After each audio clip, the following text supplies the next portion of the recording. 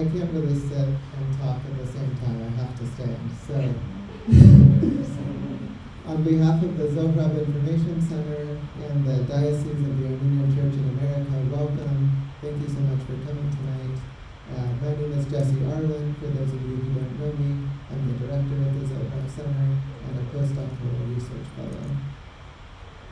Often at our evening events here, if you've been to some before, we bring a learned scholar or academic who imparts information, who helps us think deeply and critically about a topic that's important to our history or political life, or helps foster an appreciation for our culture. Tonight, the objective is a little bit different. Here, gathered together in the company of poets and writers, we invite you to an experience. In the fast-paced city, in this busy, rushing world, we have the opportunity to stop, to be present to ourselves, to enter into this moment and experience the life we're living now. That is one thing that great poetry can offer us. Led by the power and immediacy of the spoken word, carefully crafted by gifted poets, we may both enter more deeply into our inner selves and share communally in the beauty of this world. This might seem like a surprising thing to say, to talk about, to open a book of poetry whose subject matter mostly pertains to war. But actually, it's precisely in times of war, extremity, suffering, and pain that we most need poetry. The consolation it offers, and the way it allows us to commune with beauty. Some of Shahé's poems also unveil the nature of human beings and the human experience at its worst, and by so doing offers important lessons for those of us who are fortunate enough to live a more sheltered existence in the Western world. Nothing happens without a reason, and so we can perhaps call it providential that the original date for this event in December was postponed, such that we now gather when war is again raging on the other side of the world. As you'll see through the readings tonight, Shahé's work shows us that it is indeed possible to find both humor, beauty, and even goodness amidst war and loss. It's an honor and privilege for us to have a talented group of writers and poets together here all at once to celebrate the East Coast book release of Shahé Mankerian's debut collection of poetry, History of Forgetfulness.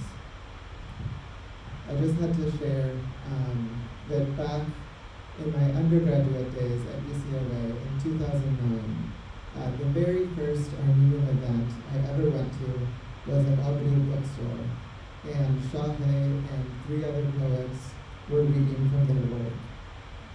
And now we're here 13 years later, on the other side of the country, to finally celebrate, if you don't mind me saying, your long overdue first book of poetry. This is a man who has been writing poetry for decades and has labored long and hard at his craft. The thought and care and time put into each poem, each stanza, each line is evident in the high quality of the finished product. As I said, the subject matter of most of the poems relates to the Lebanese Civil War, seen through the eyes both of the boy Shahé was when he lived through it, as well as the more mature, reflective perspective of the poet writing many years later. So after the event, we'll have book signing and there will be books for sale. And because we have the fortunate experience of having so many talented people here tonight, I suggested that, I'll just tell you kind of how the event's going to go. So each person will kind of introduce the person coming next, and we'll each read 1 or 2 of Shahé's poems. But I made a special request that each person also read a poem of their own or a selection of their own work. You know, maybe it has some kind of relation to Shahé's work in this way, but we just couldn't bring everyone here without also having your creative voice as part of the evening.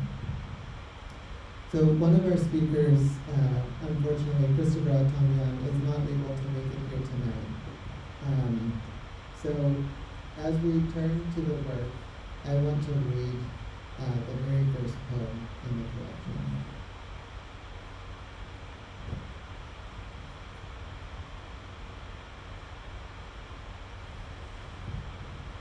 Maybe I'll sit.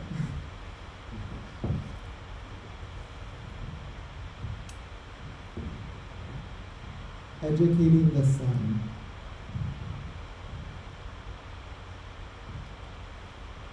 I got my schooling at the morn. A summer job, my mother thought, would keep the streets out of her son. It was a booming business, death. The year was 1975. A civil war was brewing, and morticians needed a better help. I was in charge of clipping nails.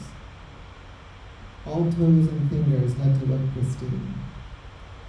With rubbing alcohol and cotton balls, I cleaned and washed dried blood from children with no legs. From men who went to work at dawn and never found their way back home. Their faces like shoes with no soles. I smiled because I didn't know another way to deal with shock. Some afternoons, I sat on slabs of marble, eating feta cheese on moldy bread and watching wives identifying faceless men as mates, and mothers who, like doves, descended slowly on their sons' decapitated corpses. Then, I wondered if my mother would look for me when the evening came. Would she remember that I was her only son, and that I cleaned boys my own age? I witnessed death before I could live. Mother, stay awake. Don't look for him among the dead. He lives. He lives. He lives.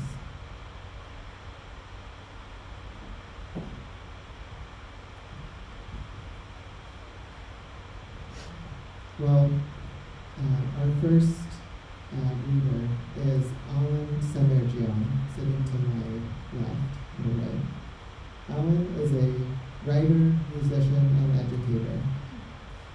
His works include In the Architecture of Bone, published 2009, The Serpent and the Crane, a digital collaboration of poetry and music with guitarist-composer Alina Gharabegian, and several collections of critically acclaimed albums covering a wide range of genres, from singer-songwriter to free jazz and alternative rock.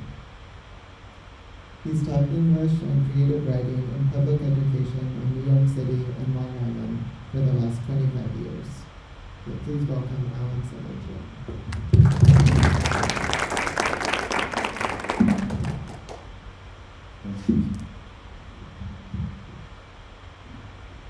A little bit distant from everybody. It's missing seat a little bit. Okay. It's nice to be here. And it's nice to be here for the occasion, celebration of our friend, and someone whose work we deeply admire for many years. I'm connected to Shahé, not only in words, but also as an educator. And when we see each other, I think we have that educated glance sometimes. We kind of check in with each other. Because it becomes like, sort of, we're doing, sort of on both sides. We're finding the time to write. Yes. No, sometimes. And a few of us know this story as well. Jesse asked us to read a poem of ours before we dive into Shahé's work. So this is a new one. It was published in a great writer from Medium, which is a journal out of New York City right now.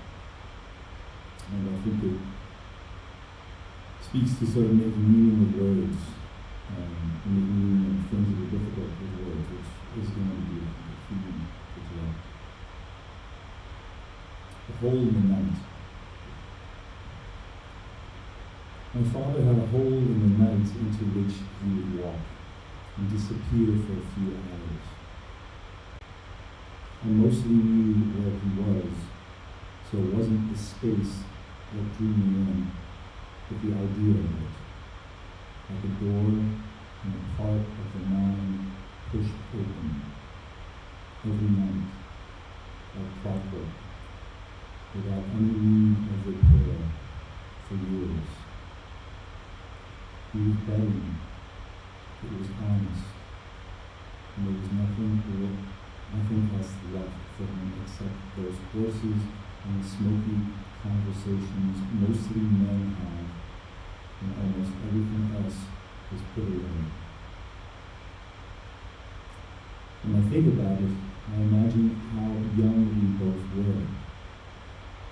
He feeling his way around fatherhood, and me just coming to understand the ways in which we walk out of things we love but never leave, or at least the idea of it, which I've probably kept too close my entire life, and which I hear in the part of the mind pushed open when I'm filling the hole with words.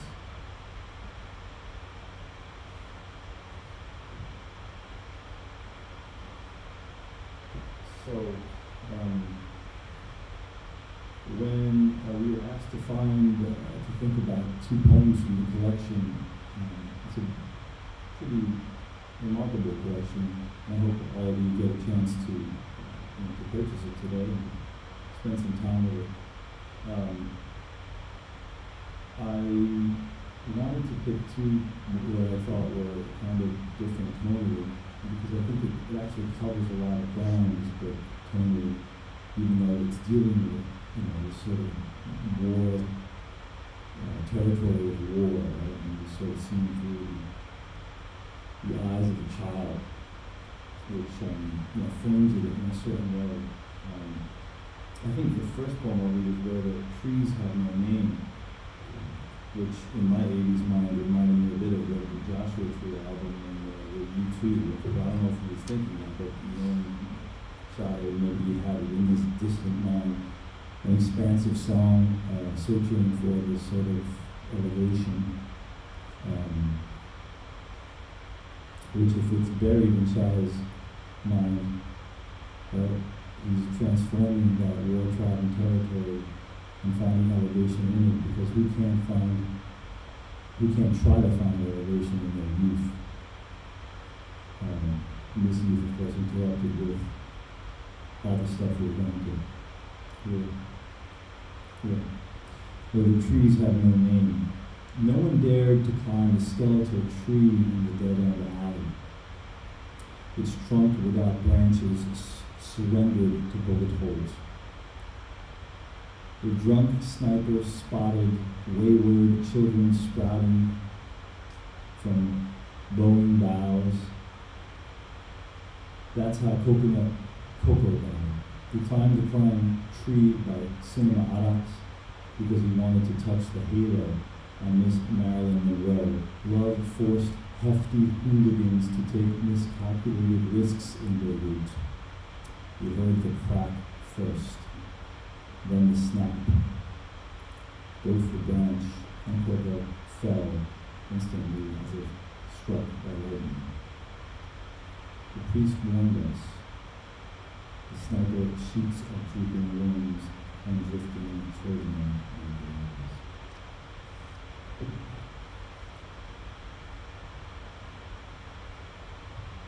There's music in the dark rooms of these poems. which I think kind of makes them bearable. When I think about poetry of witness, something has to kind of make it bearable.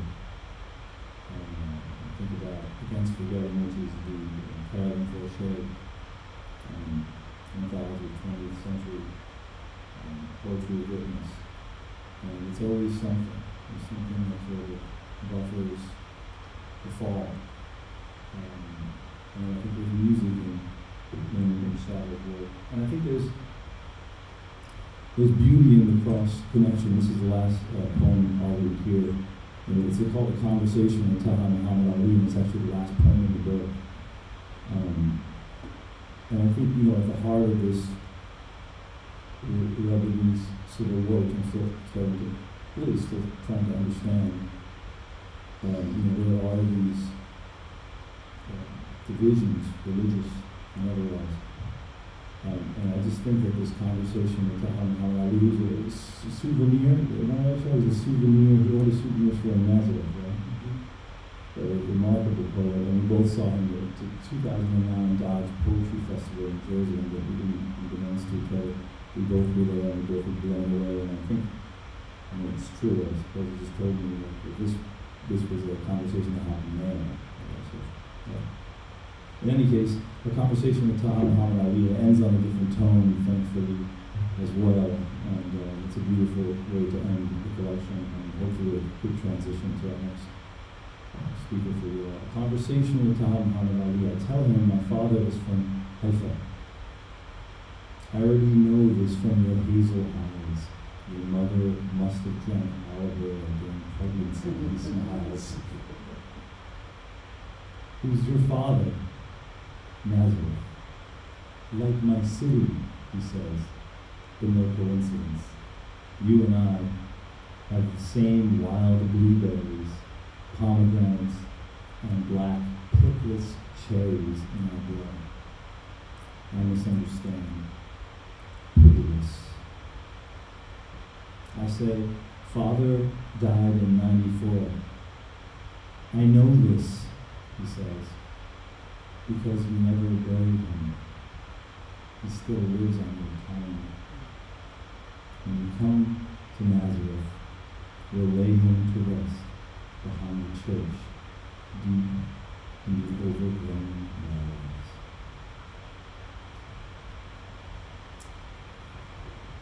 I'm going to turn over the microphone to Nancy Agabian. My dear friend is a writer, teacher, and literary organizer. She's the author of Me Is Her Again, True Stories of an Armenian Daughter, a memoir on Princess Freak, a collection of poetry and performance arts texts. Her recent novel, The Fear of Large and Small Nations, was a finalist for the Penn Bellwether Prize for Social and Engaged Fiction. And is forthcoming, this fall from Mazik Press. She's currently working on a personal essay collection in between mouthfuls. For her contributions to literature and activism, she was recently awarded Lambda Literary Foundation's Jean Cordova Prize for Lesbian and Queer Nonfiction. A longtime creative writing teacher, she currently works with students on cross-cultural narratives and nonfiction of social change at the Gallatin School at NYU. Nancy also serves on the board of directors of the International Armenian Literary Alliance, and recently she started a new chapter in her life, taking care of her elderly parents in southeastern Massachusetts, where she lives.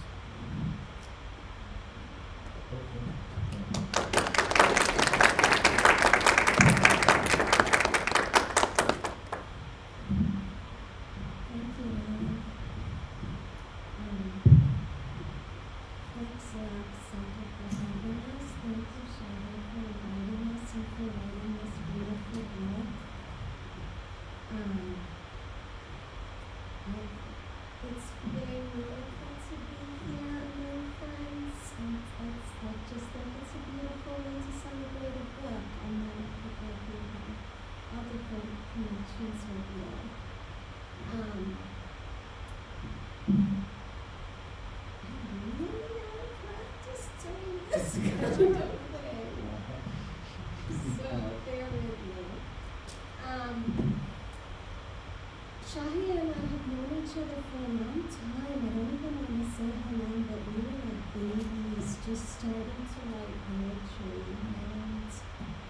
It's been an inspiration to know you as a friend and as a poet, to be inspired by you and your work, but also the way you approach life with curiosity and just constant learning and appreciation for all art forms. And I think you can see that in this book, that he's art, music, theater, comedy is embedded in here. So I wanted to just tell you a little bit about the last time I hung out with Shahé in person. We were at a writers' conference in Portland, Oregon, and he took it upon himself to go to the coolest places we could find. And he pulled me out of the conferences and he said, "Come on, I'm taking you somewhere." And it ended up being the top level of a double-decker bus where we had Moroccan coffee. And so that experience in itself is like a poem, like an interdisciplinary poem. So in that spirit, I wanted to read to you a little bit from an essay I wrote last year. It's about, I was moving into a new apartment at the same time that the war in Artsakh broke out. And so I was making a home at the same time that I saw my homeland being torn apart. And I found I could not write about this. I didn't have the words for this experience. But I did find that I had visuals, that something was happening with me visually, that I noticed patterns in my life that were giving me comfort. So I'm going to read a little bit about that experience. If destruction underlines the story of beauty, then the reverse must also be true, that loss is not an end nor an absolute. Beauty must be on the other side. My mother is a trauma survivor who has always used beauty to cope. When I was a child, we visited art museums every week, fleeing to them immediately after she fought with my father. Now in her dementia, when she becomes distressed, my mother abruptly points out something beautiful she sees, a bunch of flowers or the color of her sweater. Sometimes this innocuous act immerses me in emotional web of memories from the past, moments when my mother denied her feelings and failed to acknowledge mine, opting to favor appearances. But since I don't know all the contours of her trauma, I've stopped judging. I now marvel at how this mechanism in a new stage in her life has become a way for her to gracefully cope with the limits of her changing brain. Likewise, my attraction to the beauty of Victorian houses and Mikasa sugar bowls doesn't feel superficial. I stare at their various parts and the way light and color refract off their shapes for long stretches of time. Noticing variations and similarities in a series, I marvel in the silent music these dynamics create in them. Moving the eye across a vista or a computer screen might parallel the small movements of EMDR, a theory of rapid eye treatment for trauma survivors. We think of beauty as fleeting as the adage goes, but I believe that true beauty can never be destroyed. Beauty will always live in the cells of our eyes and resurface and recycle into inspiring forms. As long as we see beauty, we are beautiful. We are. So I brought an abridged version of the essay, which has, it's a little booklet, a little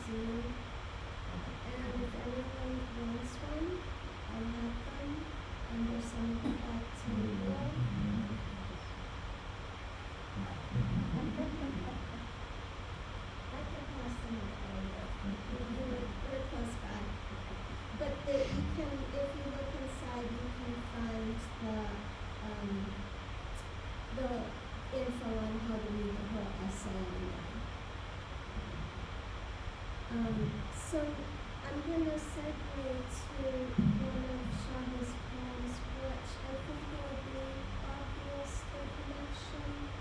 And I knew I wanted to read this poem when we were asked to choose The History of Forgetfulness, which is the title of the book.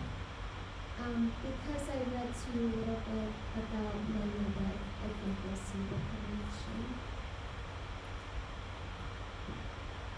She might finally forget my name when she's dicing onions on the chopping block. For now, Mother can't pinpoint my daughter's birthday. She recites random months like January and August until I remind her it's in July. She forgets to swallow her blood pressure pills, so she leaves church early. After she calms her heart, she drinks Turkish coffee.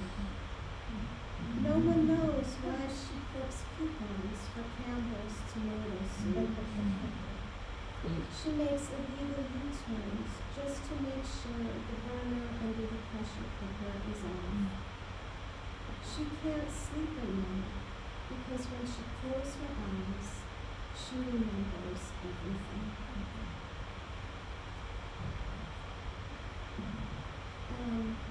A friend of mine who's a hospice nurse told me when she was in training, she was given a metaphor to think about dementia, that the brain is like a bookcase, and then dementia comes along and shakes the bookcase, and so the books that are easily accessible and are the first ones to fall. So the most recent memories are the first ones to go.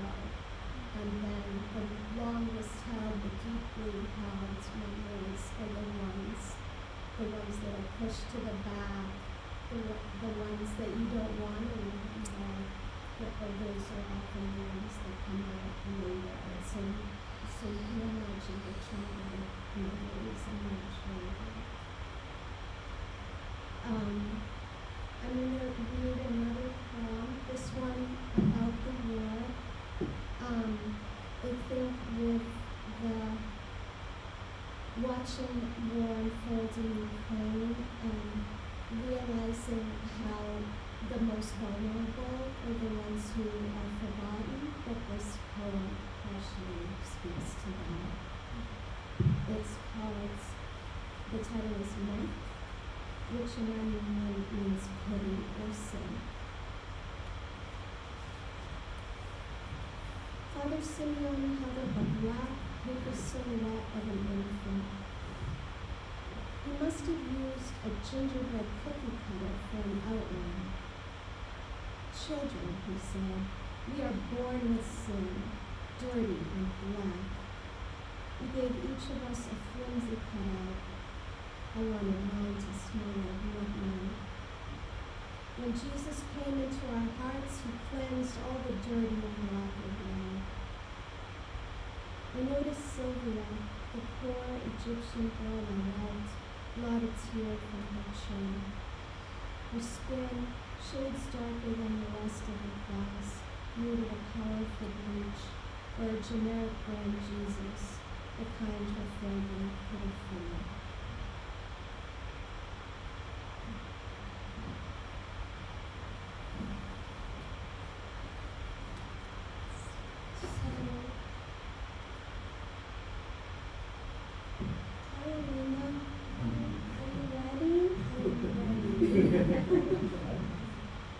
Good to see you.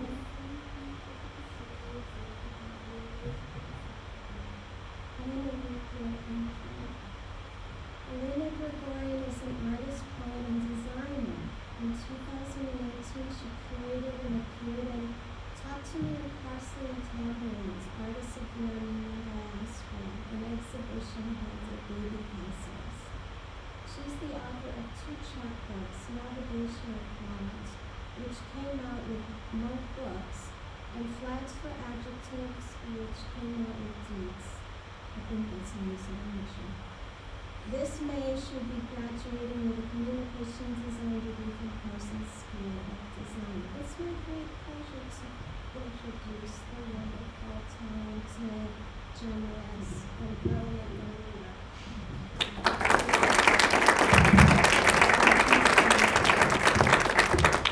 I'm so happy to be here and congratulations. So the first poem I read is Dear Mr. President. There was a time when my family seemed happy.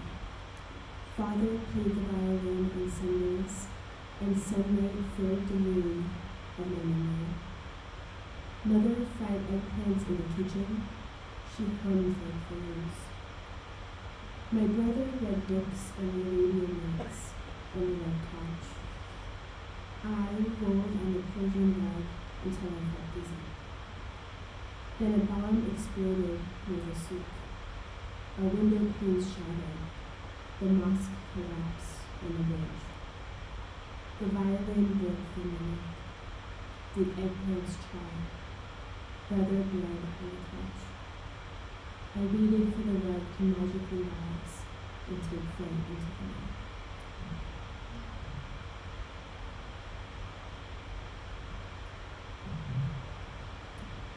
Make Allah Gharabegian. We lay down on the rooftop garden before the afternoon drizzle. Sprigs of sage slithered into our sandals. A pebble struck a fauteuil next to mine. I knew it was the boy with the slingshot. His mother drew the curtains when she noticed the bed of spirit plant crushed under her bed. Raindrops caused the wayward butterfly running closer to her. The graffiti on the alabaster vase, Make Allah Gharabegian, dissolved like a faint tattoo on your chin. A cement truck backfired, then a lightning scarred the sky. Then a thunder, then a bomb blast near the bakery. You covered your breasts with the water. That's God, he whispered, in shame.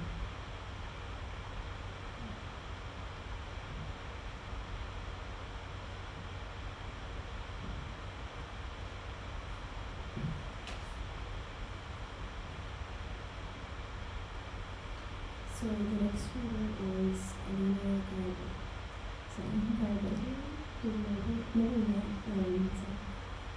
Alina Gharabegian received a PhD from the CUNY Graduate Center here in New York City in 2008. She is an associate professor of English at New Jersey City University, where she has been teaching since 2009, and where she served as a department chair between 2014 and 2017. In the 2018-2019 academic year, she served as the Dean of the College of Humanities and Social Sciences at the American University of Alina in Maryland on a Fulbright scholarship. She works with the Zorian Institute in Toronto as advisor on academic matters. Her training is in Victorian literature and Victorian poetry and dialects, more particularly in elegy as a genre. At New Jersey City University, she teaches Victorian literature and history of ideas, English romanticism, modern poetry, and writing. Whenever she finds a small spot of time, she directs her attention to writing in prose poems and essays. Thank you.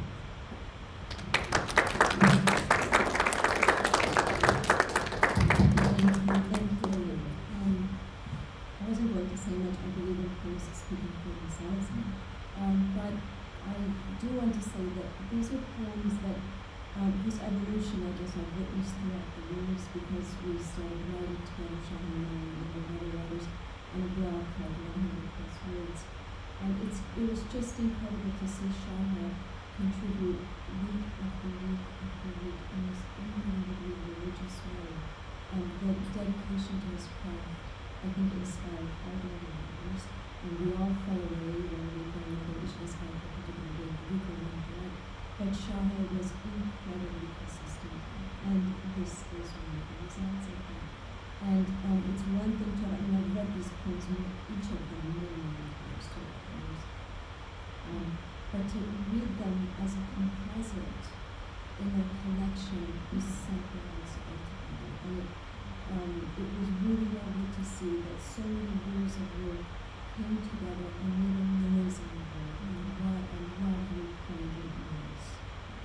So congratulations, Shahé. I made 3 points. I'm going to read you here because it was very difficult to choose. They were all so lovely. This one's called Like Elliot's Proof.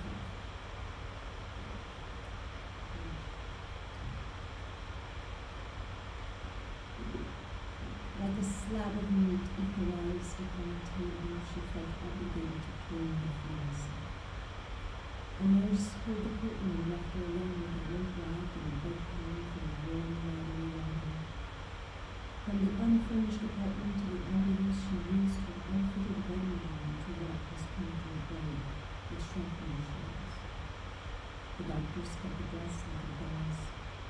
She dabbed his filling mouth with the veil. He didn't have a background anymore. Torn pages from his dissertation covered a pool of blood. Soap residue stained his torso. The floor tiles his diaphragm.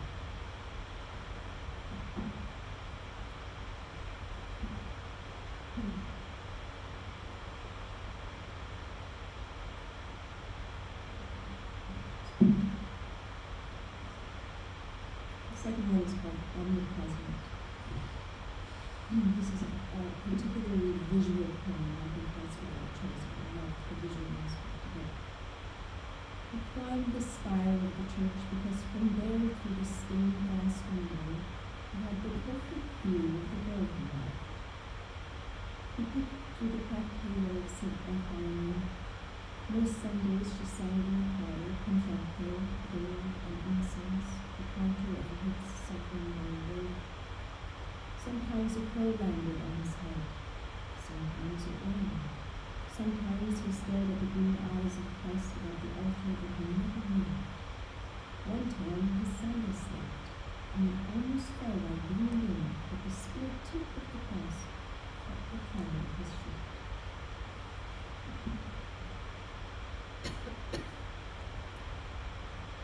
And lastly, this is called Baker's Son in 4 parts. It's called Baker's Son, but it is in 4 parts. 1. Father was Godzilla. His shoes tapped when he climbed up to my room. Mother had broken her promise. I had released the canary father kept in a cage. A banister creaked. Goosebumps pulled my lips. Father wanted to speak with his breath. He almost had no smell like a day-old blood. His eyes blazed with my mood. I wish he read bedtime stories instead. I closed my lids tight to fake sleep. When he reached for my covers, the hair of his hand brushed my face. 2. When Father smoked, he was noisy and loud.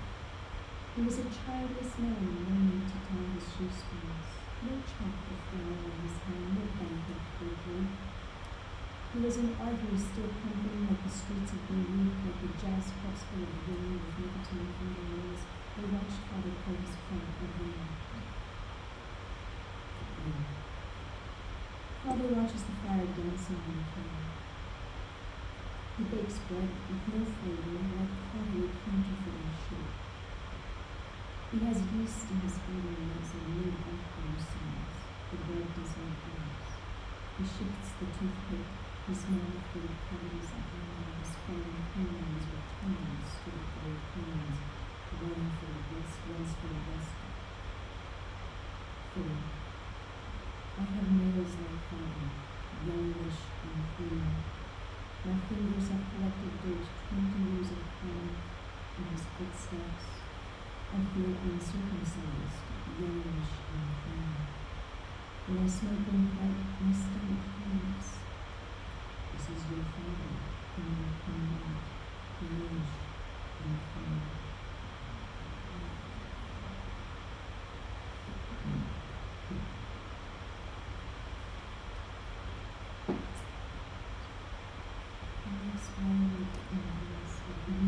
It needs no introduction. I'm in church. When I came back to him as a writer, editor, translator, and the English, citizen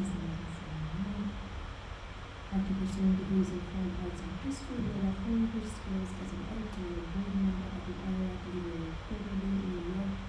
Lola runs the Dead Armenian Poetry Society and curates and produces poems and audio for the online Armenian Poetry Project. Since 2010, she led the 5 international poetry festivals in Medellin, Colombia, Paris, Lima, Peru, Santiago, Chile, Guatemala, Spain, and Clark, Agabian, Cuba. In 2021, with her book, The Meaning in the Husband, won the London Mass Overhead Lola Prize in Contemporary Literature. We debt of gratitude to Lola for her support of young writers. Thank you, Lola.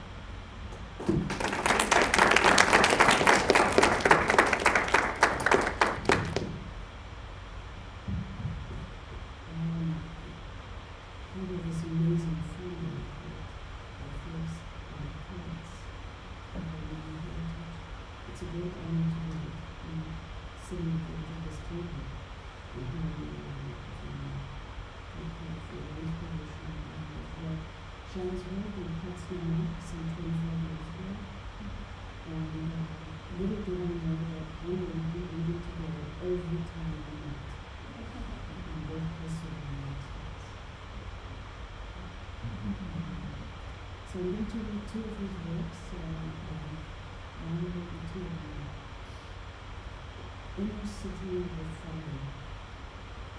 In our last conversation, we sat on a mid-plate, held an unlit cigarette at the front of the room, and kept tapping the filter against his weak heart.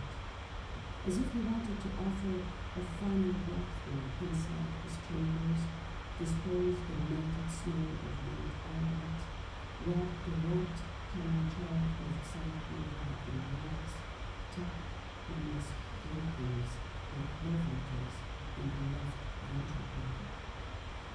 But even wrapped the coronary and a cadenza full of songs pushed against his sweats as aorta.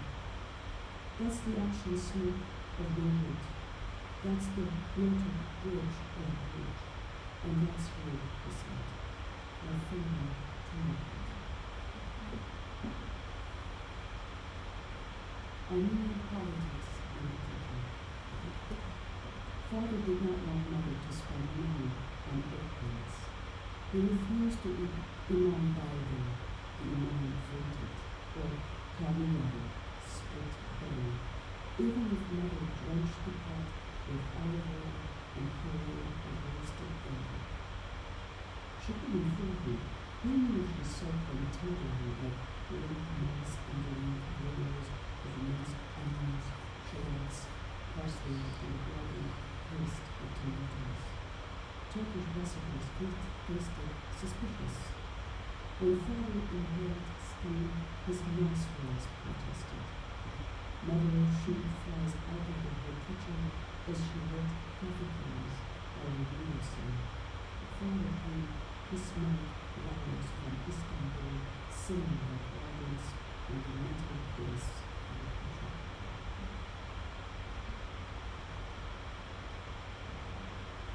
Shall I now write about food and water in a different manner, but I'm going to do. I'm going to read a poem about the war. Anyway,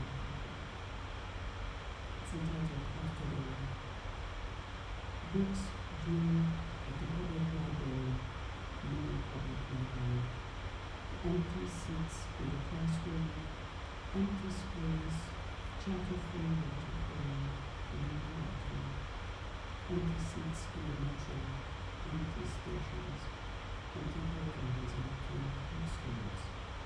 No more newspapers printing, no more printing presses, empty houses of worship. No peace for the body, no peace, no time at the dentists, no dentist. Refugees, rabbit bodies, empty stages into museums, and museums, parks destroyed, vehicles burned, peace abroad.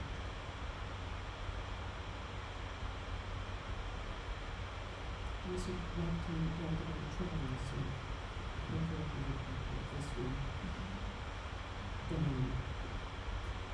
dawn brings memories of minutes, masks and chants of Agabian, of seagulls flying into the ether, rides to acres and foreign cities, the underground rivers, main streets and shelter towns. Sounds bring memories, of poems, of weddings and burials, jazz tunes played in the phonograph, and the voices of those who have passed on, not paper streets and family reunions.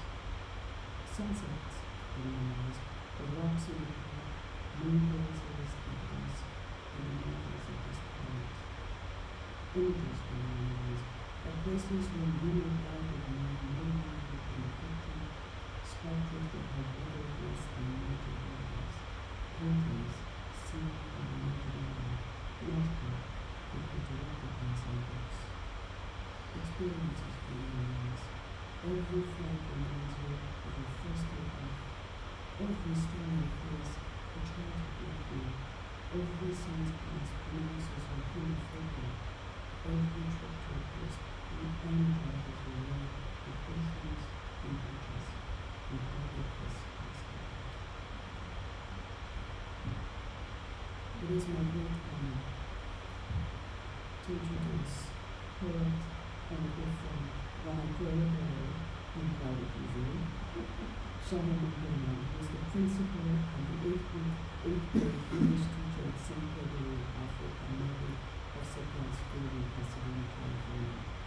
For a decade, from 2008 to 2018, he co-directed the Los Angeles Writing Project at California State University, Los Angeles. As an educator, he has been honored with the Los Angeles Music Center's Broadway Award, which recognizes teachers for innovation and excellence in arts education. Currently, he serves on the board of directors of the International Agabian Literary Alliance, RALA for short. Mankerian's debut poetry collection, History of Forgetfulness, was published by Fly River Press in the UK in October of last year, has been a finalist at 4 prestigious competitions: the collaborative series in poetry open competition, the Beauty First Book competition, the Practice Review Press, 4 Poetry Award, and the Red Pen Press Poetry Prize. Congratulations, Shahé. We're very proud of you. Thank you.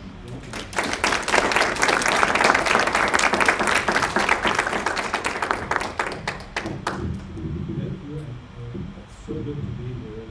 It's right up summer with Jesse and my friends Naz, Nancy, and a lot of friends. I want to read to you the genesis of this book. Where does it come from? Why was I writing about the war? So I had this essay written, very short, but it gives you a sense of where it came from. The genesis of forgetfulness. The poet's job is to translate and speak all things onto the page. Roger Robinson.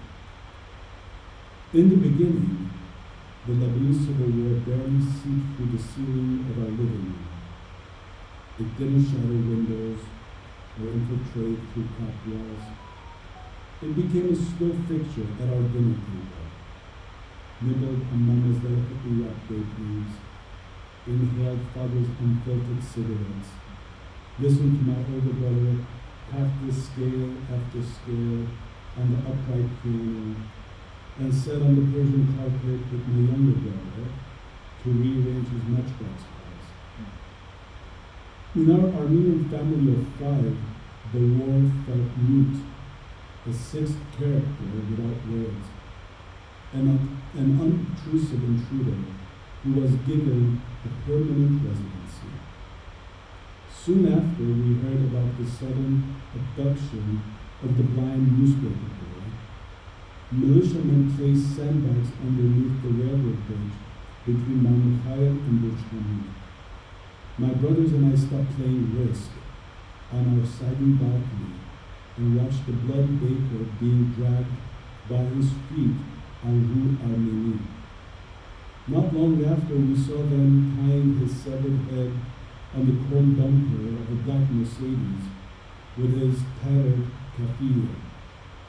We spent 6 days trapped underground in a makeshift shelter full of tractors. And then school closed, and my father finally decided to relocate his family to America.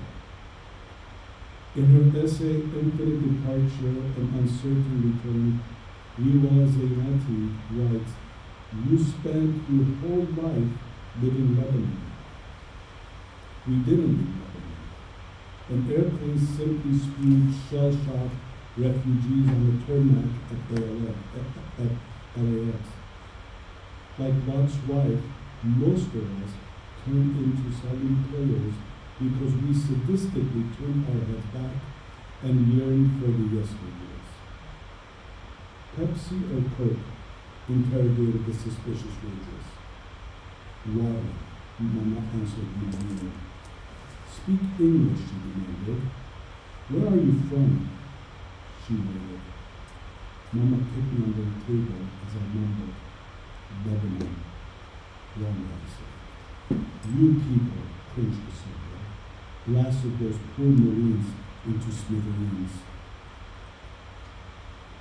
Before we came to America, we had tossed the hasty fragments of civil war into one of the suitcases. Father didn't pay baggage fees at the airport because of the additional weight. At checkpoints, no one rummaged through our baggage. No one questioned the dangers of carrying this hidden weight. And long after we reached our destination, we took turns carrying the load. We never talked about it at dinner table or after the ball-tap battles between my parents. No one questioned the lack of laughter in our new home. No one had time to reflect. At some point I retreated. The school library became my place of refuge. I bumped into books and slipped into incoherent words. The librarian suggested I take smaller bites and gave me poems of white men like Whitman and Wordsworth. Later, in English class, the teacher smiled. Read us the poem you wrote about the fighting in Albania. I was too young to read or give geography lessons to Mr. Blackburn, who was actually white. I wanted to say, Armenians are despotic people, displaced by a genocide, who took refuge in Lebanon until a civil war banished them once more. During my high school years, counselors failed to recognize hunchback kids carrying warfare remnants over their shoulders in crowded hallways. I shoved mine in a backpack and traveled incognito from classroom to classroom. Draped in frayed sweater, I took trauma on dates and later to the prom. In college, she hid incognito poems I wrote. When I became a teacher, I gutlessly stapled trauma on a bulletin board behind a picture of Barnagut. When I got married, I pinned her in my lapel like a camera concealed in the corsage. Later, she sounded colicky while my daughter slept in the crib. Gregory Orr writes, I believe in poetry as a way of surviving the emotional chaos, spiritual confusion, and traumatic events that come with being alive. Like Orr, I too tried to save myself with nuggets of poetry and liberated my confined chaos onto the pages of my journals. That's how history of forgetfulness chiseled itself to life.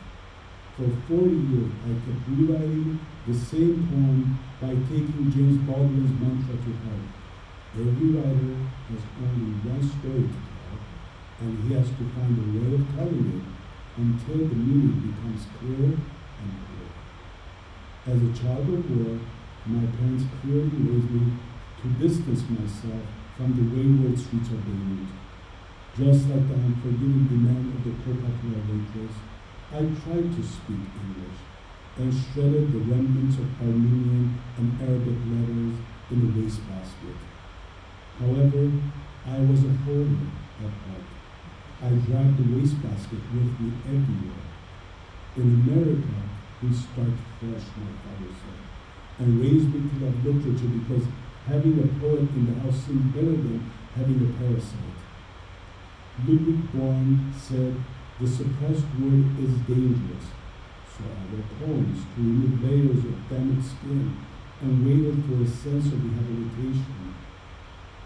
To recover, America equipped me to reboot, refresh, and fast forward.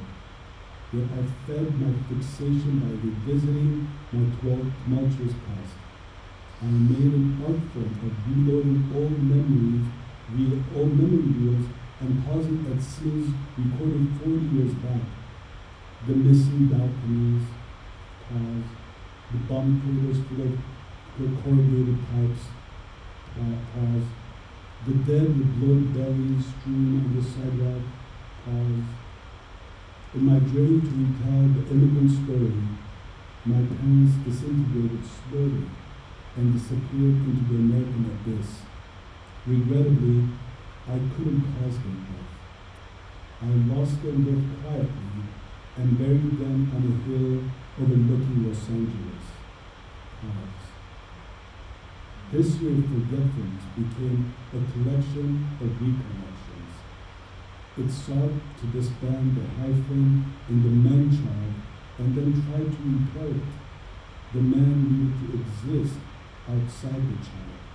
Therefore, far-flung voice of the adult poet needed to liberate the child trapped in the horrors of war. Every poem became a morsel of songs. Like Mama's pressure cooker, I too learned to release steam and every hissing verse until it became safe to reopen the lid. So I would like to recover my poems and it's a question. What do you do? Okay.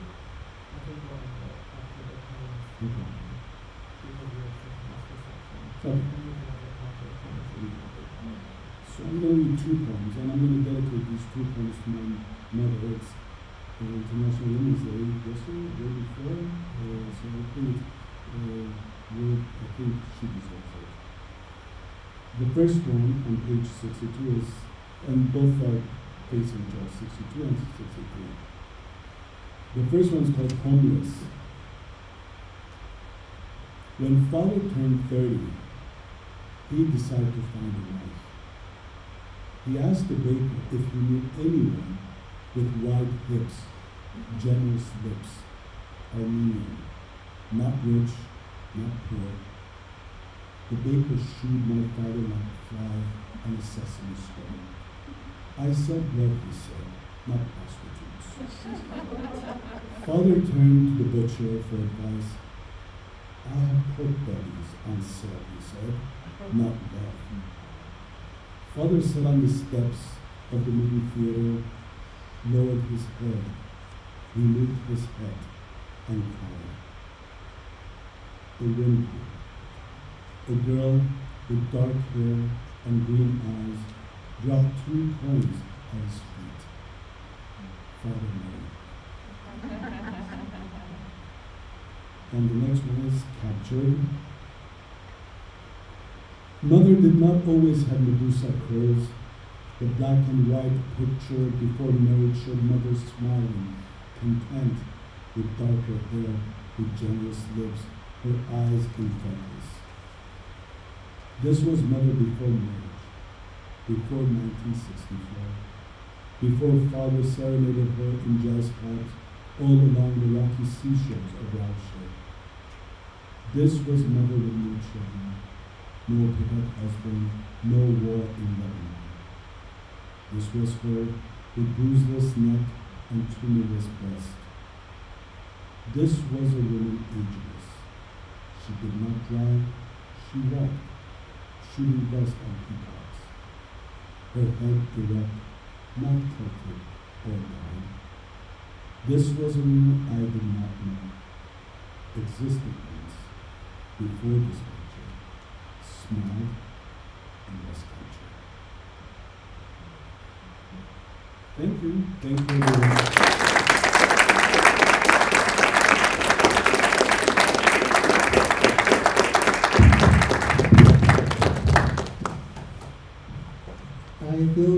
speechless, Shahé, I have to say, especially after that essay you wrote. I want a copy of that. And I'm going to be oh my gosh. Well, thank you everyone so much. Thank you to everyone who came here reading. This was such a wonderful event. So great to be able to gather together in person as well. My assistant Andrew and I went nuts yesterday at Trader Joe's getting all the Lenten approved food that we could find. But we also have a little bit of cheese for those not following the Lenten fast. And there's plenty of wine for everyone. And we'll have Shahé's books are for sale. He'll be signing. They're $15. And we also have books from the other poets and writers at the other table. And so if you did bring change, this is the 21st century, so there's Venmo, and I'm sure you accept crypto.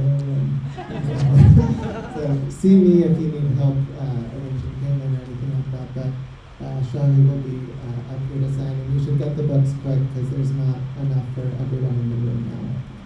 Thank you so much, Shahé.